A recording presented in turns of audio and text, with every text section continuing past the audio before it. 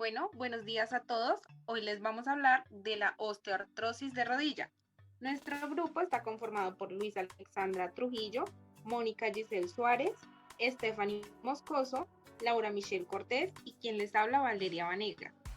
Entonces, como definición, tenemos que la osteoartrosis de rodilla se caracteriza por una degeneración lenta del cartílago intraarticular que progresa hasta afectar la membrana sinovial, subcondral y el hueso.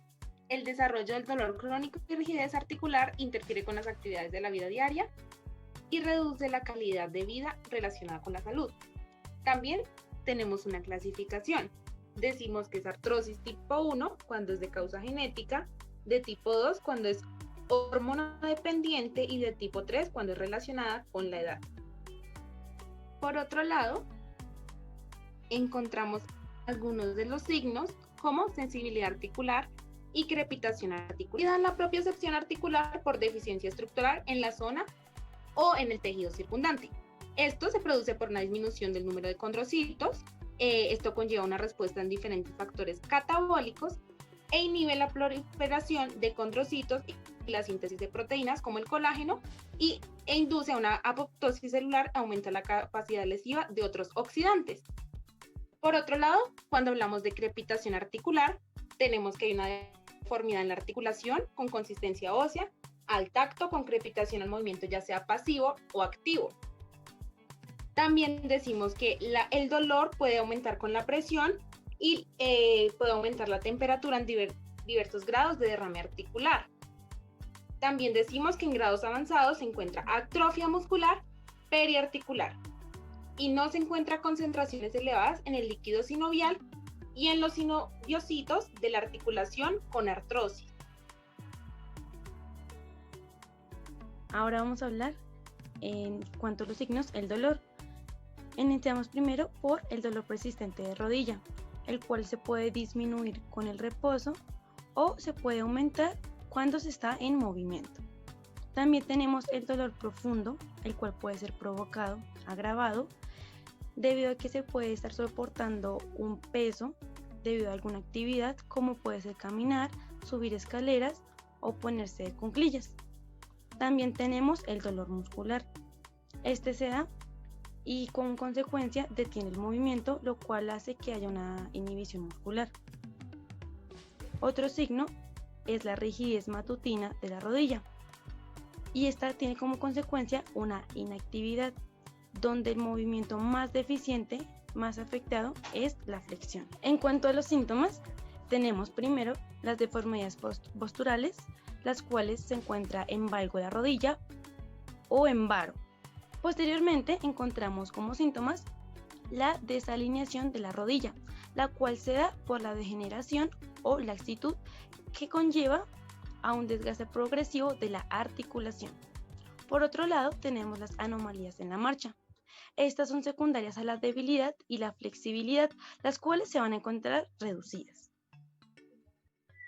Bueno, en cuanto a las causas, tenemos que pueden ser por degeneración del cartílago articular, las cuales están asociadas a microtraumatismo de rodilla, que sería el desgaste debido al estrés físico repetitivo, por ejemplo, la obesidad relacionado con el trabajo o la mala alineación. Otro son los trastornos patológicos, tanto endocrinos, metabólicos o neuropáticos.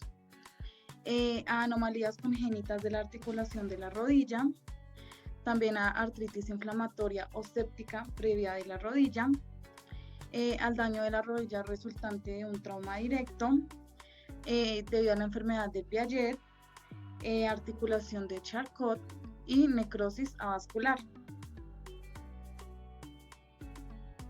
También tenemos que una causa puede ser la predisposición familiar, aunque los factores de riesgo genéticos no están muy claros, pero se puede decir que en los gemelos con osteoartritis comparten un mayor riesgo.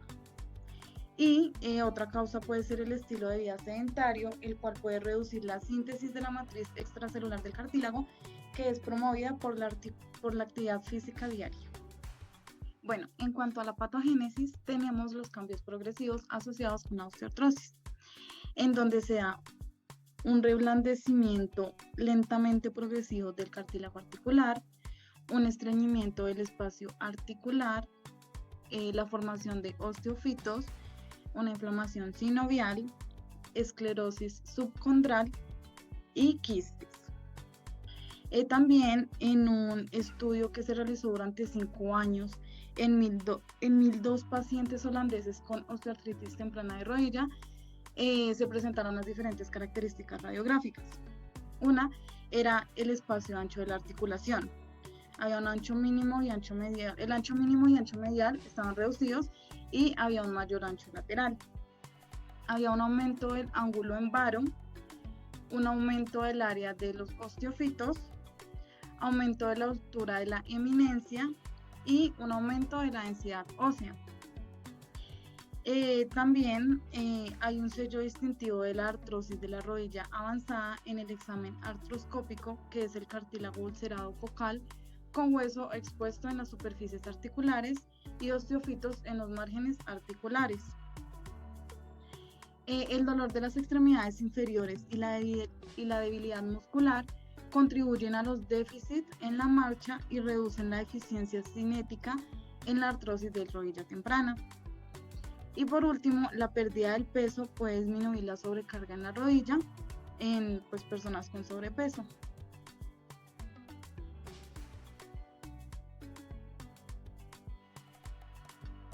En cuanto a los factores de riesgo, existen unos no modificables, donde está el genético, donde hay una tasa de heredabilidad del 39% al 65% en estudio de mujeres gemelas con osteoartrosis y una tasa de concordancia de 0.64 en gemelos monocóticos.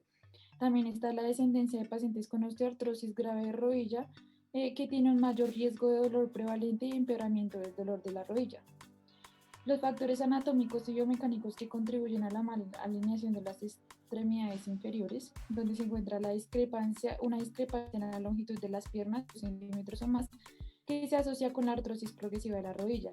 También están las deficiencias propioceptivas y la laxitud articular. También se encuentra el sexo, donde las mujeres con más frecuencia tienen más frecuencia que los hombres, aproximadamente una proporción de 2/1. También está la historia de cirugía de rodilla o lesión traumática de rodilla, el estado hormonal, la edad donde son menores a 50 años y lo geográfico. También entre los factores de riesgo están los modificables, donde está el trabajo físicamente exigente o carga ocupacional de la rodilla, y dentro de este hay una evidencia moderada de que levantar objetos pesados y arrodillarse de manera regular es un factor de riesgo para la osteoartrosis de rodilla. También se encuentran las deficiencias nutricionales, como lo es la deficiencia de la vitamina D, la presencia de artropatías por cristales como es la gota, el consumo de tabaco y la obesidad. Bueno, en cuanto a las pruebas y medidas relevantes, principalmente tenemos las características antropométricas, en donde se deben tomar medidas circunferenciales para la hinchazón y el edema, en caso de que lo haya. Debe tener en cuenta el peso y la altura de la persona para así calcular su índice de masa corporal según su edad y sexo. Posteriormente tenemos los dispositivos de asistencia y adaptación, con los cuales se va a evaluar la necesidad, el ajuste adecuado y el uso de dispositivos de asistencia ambulatoria o refuerzos. Tenemos el equilibrio, en donde si la osteoartritis es unilateral, se va a comparar la posición de la extremidad afectada con la extremidad contralateral. Este se puede hacer con la escala de equilibrio de Berg, la prueba de equilibrio de Tinetti, el test de sentarse y levantarse, la prueba de Romberg o la prueba de equilibrio de una sola extremidad. Luego tenemos la función cardiorrespiratoria y resistencia, en la cual se van a evaluar los signos vitales y se va a evaluar la resistencia con una caminata de 6 minutos para la prueba de distancia. Luego tenemos la circulación, en donde en pacientes mayores se va a verificar los pulsos distales para evaluar si la insuficiencia vascular está contribuyendo a problemas ambulatorios. También está la ergonomía, o mecánica corporal, en donde la mecánica corporal alterada, hay mecánica corporal alterada debido a deficiencias en las extremidades inferiores. Posteriormente tenemos la movilidad funcional, incluidos los traslados, la cual se va a evaluar por medio de la prueba de caminata de 10 metros, la prueba Timed Up and Go, la prueba de estar de pie y la prueba estandarizada de subir escaleras. Luego tenemos la marcha locomoción, en donde se va a realizar un análisis minucioso de la marcha. La seguridad se puede evaluar con el índice dinámico de la marcha. También se van a evaluar anomalías de la marcha, las cuales pueden incluir reducción de la velocidad de la marcha, inclinación lateral del tronco, longitud de zancada acortada y fase de apoyo prolongada.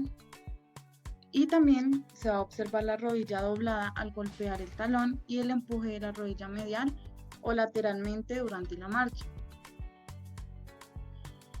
Luego tenemos la integridad y movilidad articular, en donde se va a evaluar la laxitud de la articulación tibiofemoral y la movilidad femororotuliana. Con la prueba de esfuerzo en varo y valgo en extensión completa y 30 grados de flexión de rodilla. Los pacientes con inflamación medial y deformidad en varo suelen tener pseudolaxitud medial. También se puede evaluar con pruebas de cajón anterior y posterior para insuficiencia del ligamento cruzado y también deslizamientos de la rótula con inclinación medial, lateral, inferior, superior y rotuliana. Posteriormente tenemos la fuerza muscular, en donde se puede evaluar mediante la prueba muscular manual para la fuerza del tronco y extremidades inferiores bilaterales, las pruebas isocinéticas para evaluar la torsión de la extensión y flexión de la rodilla.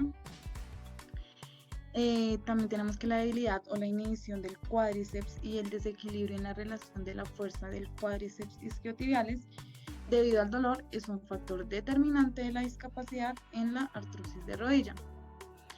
Y también se debe observar la queja del paciente de dolor u aumento de los síntomas con la prueba muscular.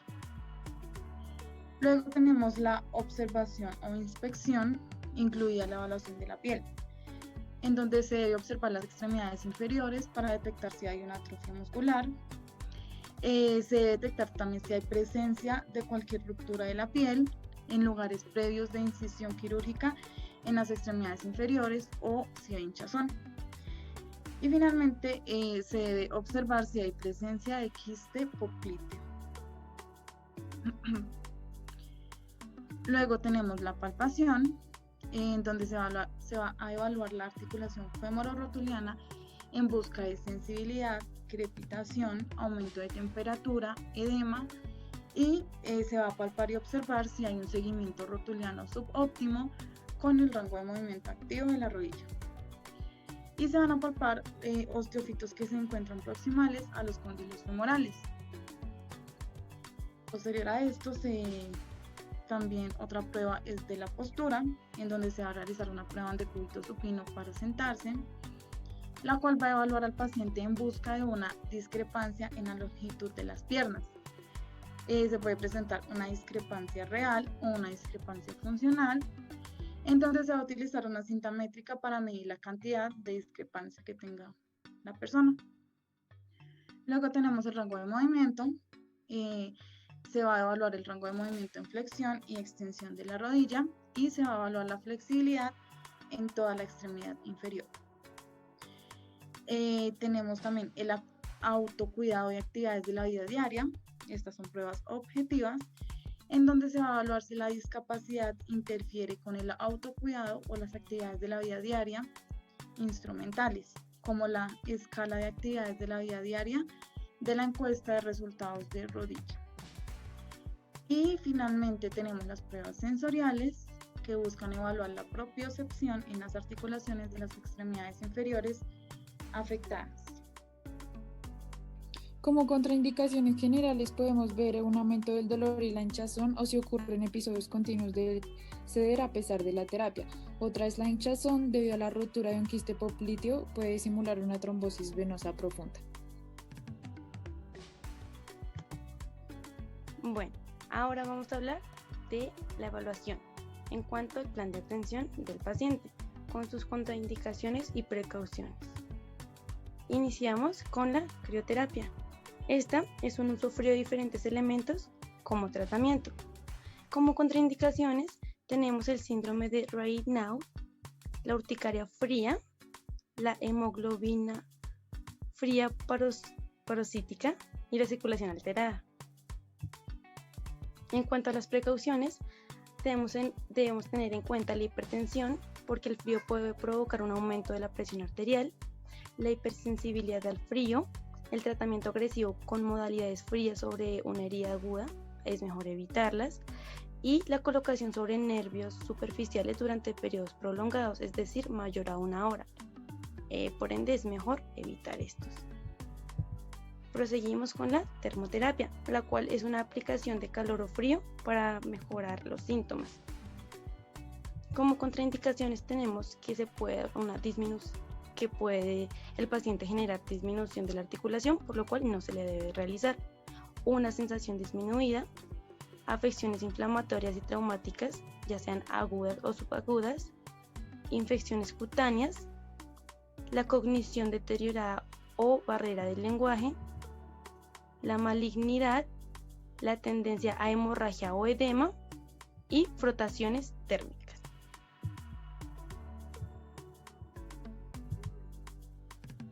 Pasamos ahora a la bañera de hidromasaje. Este es similar a un jacuzzi y el efecto del agua caliente hace que se relajen los músculos, las articulaciones y ayuda al dolor y pues al cuerpo en general. Como contraindicaciones tenemos la epilepsia severa, infecciones superficiales, artritis reumatoide de modo agudo, úlceras venosas, tejidos dañados por la terapia de rayos X, enfermedades vasculares periféricas, sensación térmica reducida, dificultades respiratorias, dificultades cardíacas, hemorragia activa y afecciones inflamatorias agudas. Como precauciones encontramos la infección, los nuevos injertos de piel, el consumo de alcohol de una manera reciente, la disminución de la fuerza, es decir, el rango de movimiento, la resistencia y su equilibrio, la incontinencia urinaria, dificultades respiratorias, la esclerosis múltiple, la regulación térmica deteriorada, el mareo y historia de edema cuando se sumerge en agua tibia o caliente.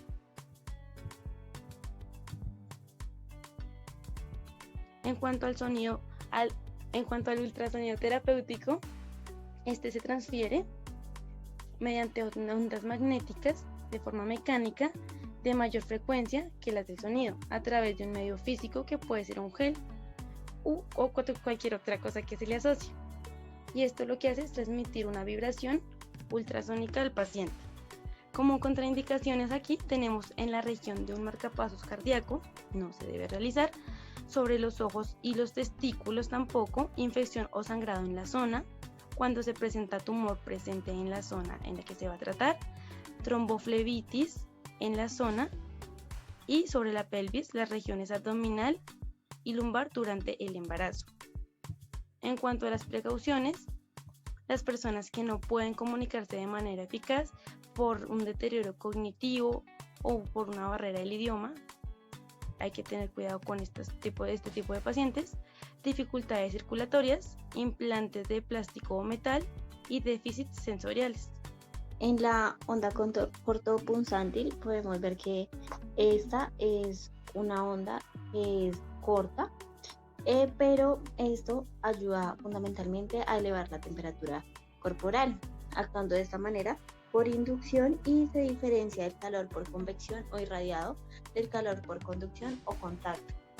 De esta manera, las contraindicaciones que se tienen es en el embarazo, la hemorragia activa, la tuberculosis activa, el tratamiento sobre el abdomen y la pelvis durante la menstruación y se tiene pues el sangrado, la terapia de radiación en los últimos 6 meses en la región a tratar y la cognición deteriorada o pacientes que no cooperan cooperan, o no cumplen.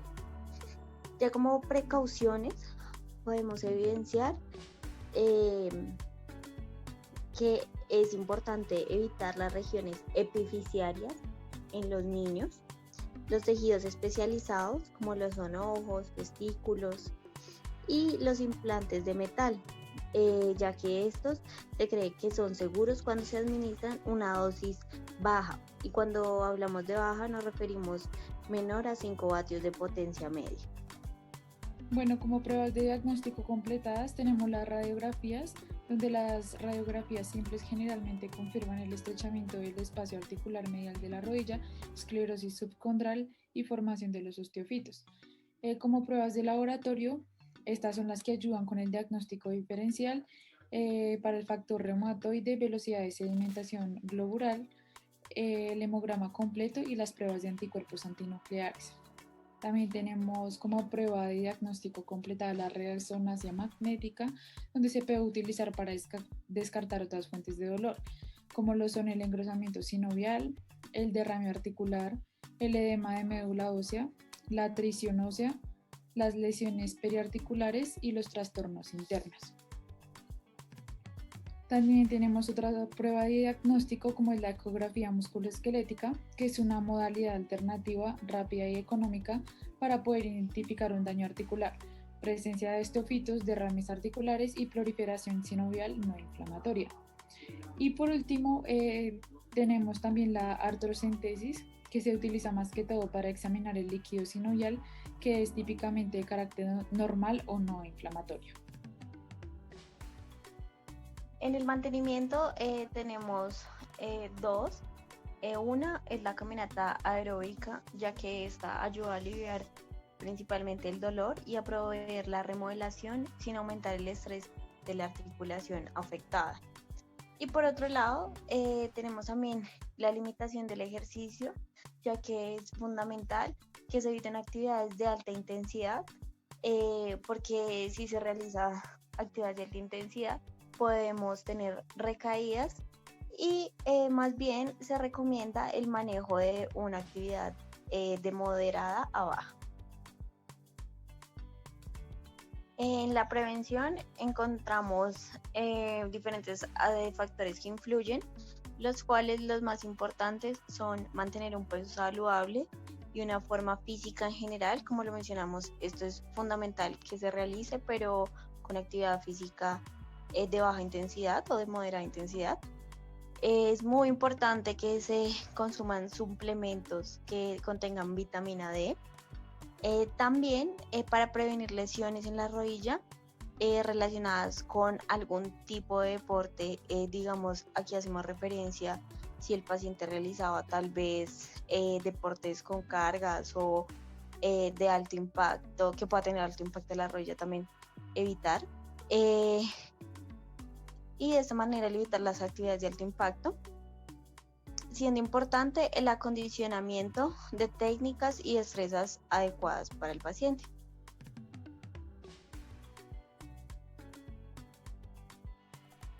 En el tratamiento, tiene como tal la constitución de diferentes programas.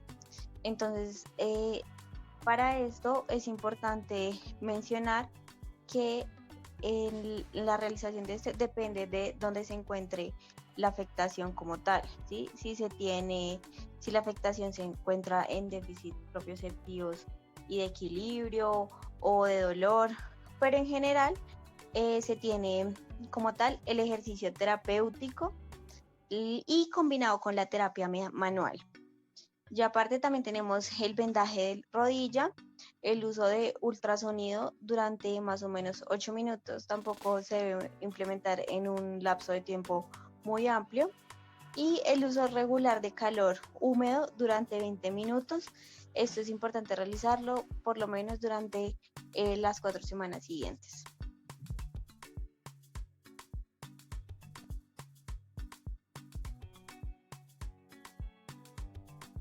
Bueno, y como tratamientos farmacológicos tenemos los antiinflamatorios no esteroideos, el paracetamol, los inhibidores de bomba de protones, los fármacos tópicos, los condroprotectores cis-ADOA y los analgésicos u opioides. Entonces, los antiinflamatorios no esteroideos son más efectivos que el paracetamol en la reducción del dolor y en la mejora del estado general y funcional del paciente, principalmente en dolor moderado a grave.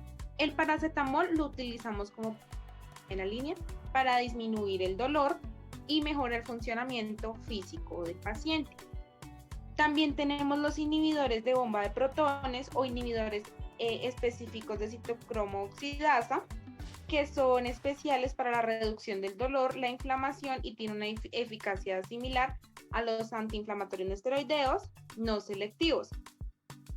Estos también presentan menores efectos gastrointestinales.